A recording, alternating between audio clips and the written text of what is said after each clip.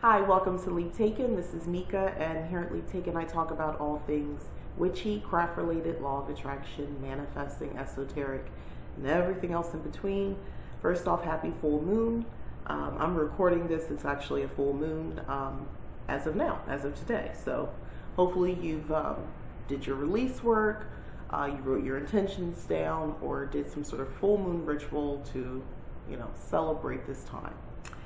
What I wanted to talk about today was a review of a book that I just read, and it is How to Use Intuition to Elevate Your Craft, Intuitive Witchcraft by Estrella Taylor. So yeah, this is something that I plan on doing at least once a week. I want to post a video up. I was debating whether it was going to be Friday or Sunday, but I think Sunday. I like the idea of Sunday. Something to kind of, you can maybe purchase throughout the week. I don't know. So I'll be doing a review of sorts. So initially, for me, it's books. But going forward, it might be, a specific product or, whatever I want it to be, right? But right now, we're going to talk about this. So, one of the things that I just want to be upfront about is as I read this book, it was literally like reading blog posts I wrote a few years ago, maybe some comments and the things I've discussed here on Leap Taken, and the blog is Leap Taken as well. But it's so talking about intuition and things like that. That's really what kickstarted Leap Taken, taking a sort of a leap of faith and believing in my own intuition and letting it be the compass that guides me.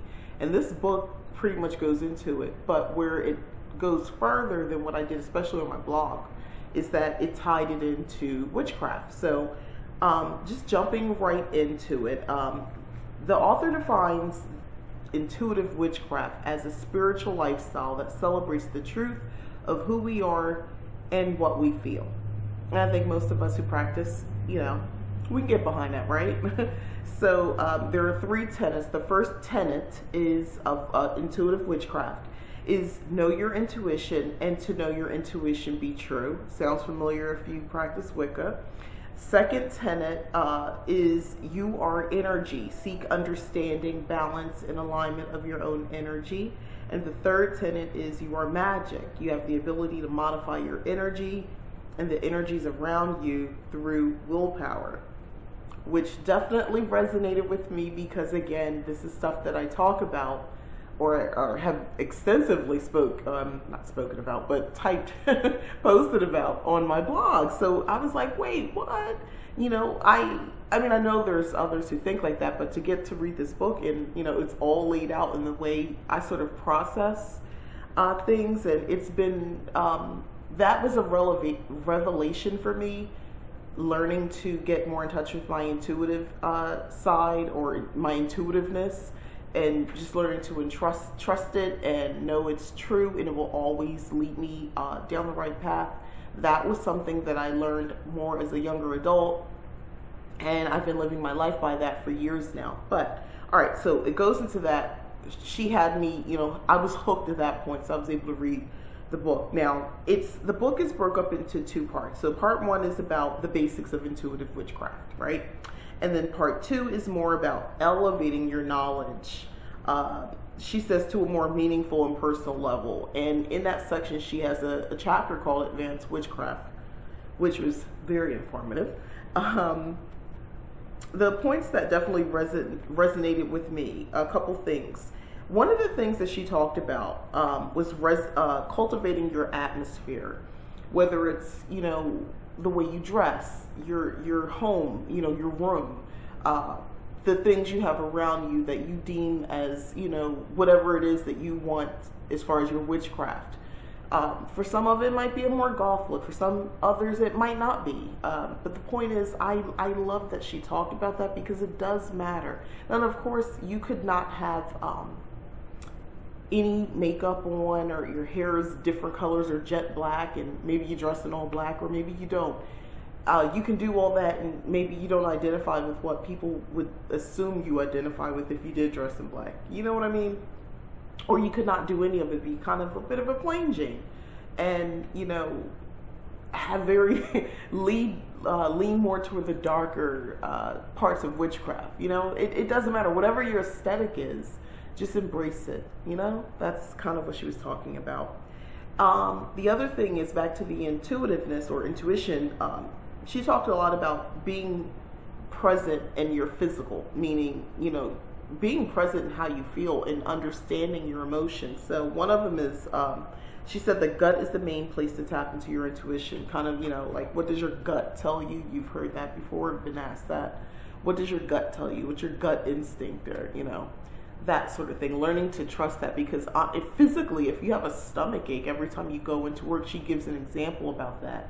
That job's not for you. If you're getting a stomach ache whenever it's time to do something, and not to be confused with nerves or anxiety, this is different, you know. And once you learn more about yourself and you begin to trust yourself, your intuition, you'll be able to decipher that.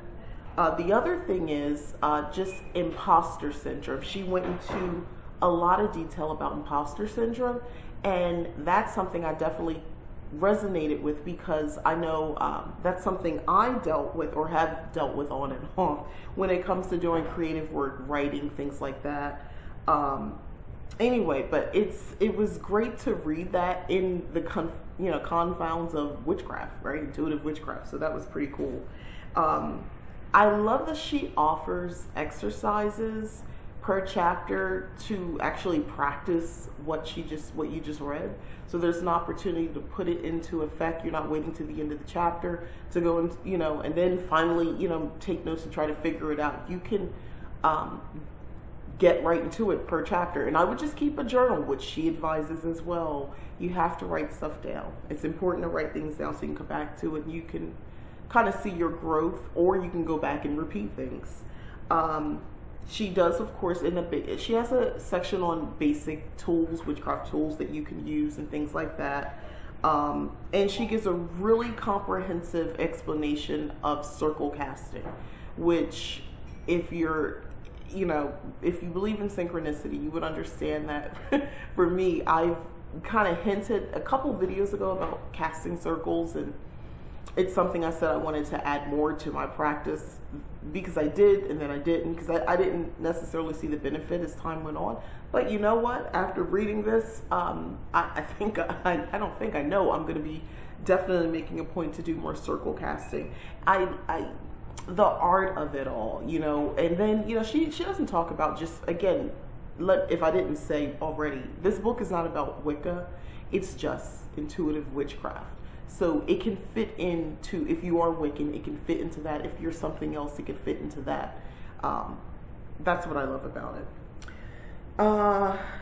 She breaks down the difference between intuitive practices and ritual, which I appreciate. Ritual is something a little bit more involved, and she goes into that. And of course, there's going to be an exercise to get into that as well.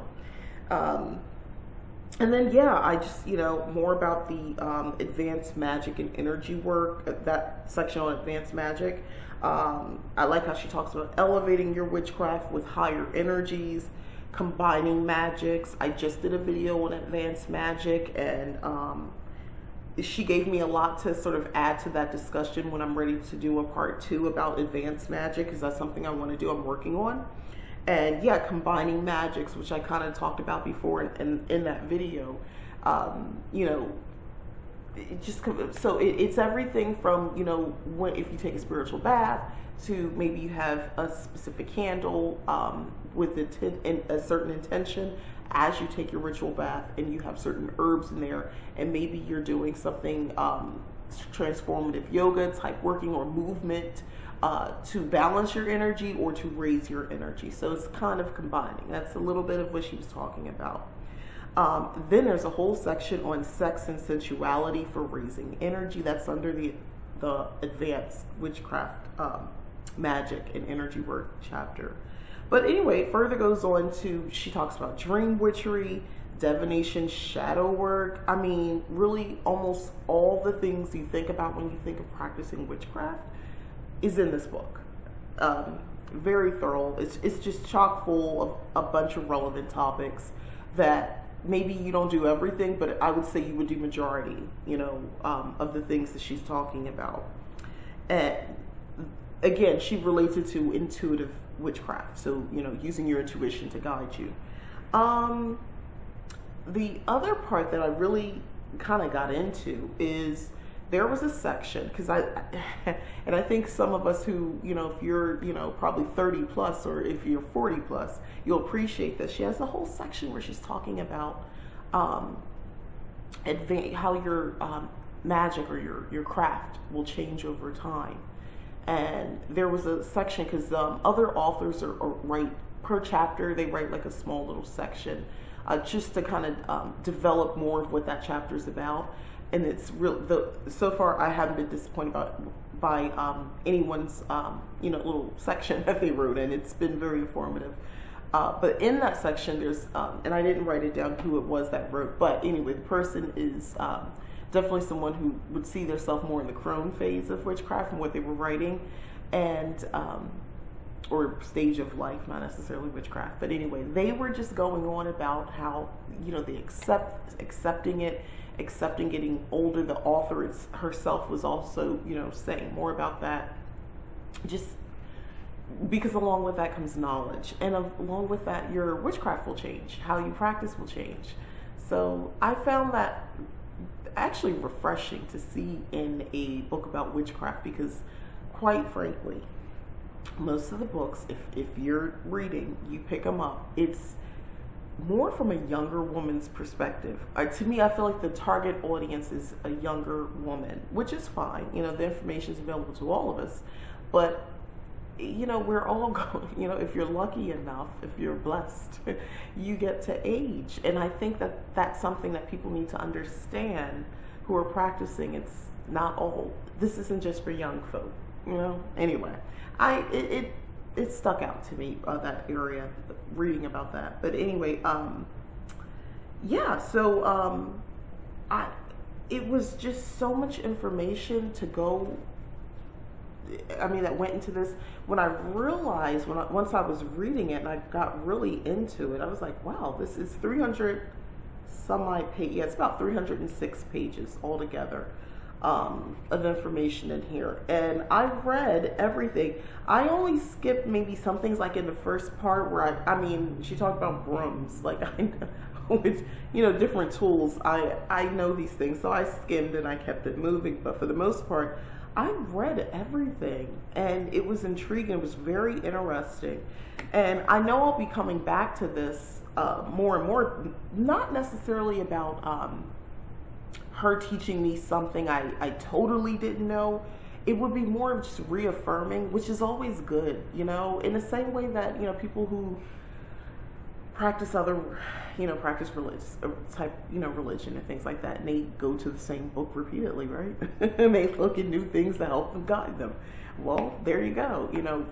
I'll take from here, and eventually I'll add it to my own grimoire, where I'll, piece together, my own, my grimoire, my book of shadows, to live by, and to practice with. But yeah, she talks about the holidays, as far as Yule and the solstices and so forth, and the pagan holidays, and a little bit more detail into the full moons the moon cycles, I should say. But anyway, great read, highly recommend, especially if you haven't defined your witchcraft. I would say you can easily read this, take what you need from it without feeling like you're making some sort of commitment to a specific practice. If you're not calling yourself a kitchen witch or a green witch or anything else, and you're just there, and maybe you just like to stay where you are right now, but maybe add some layers to it,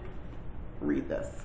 Read this book. It would be good. Now, Austria Taylor is the author, and she said, she's an author.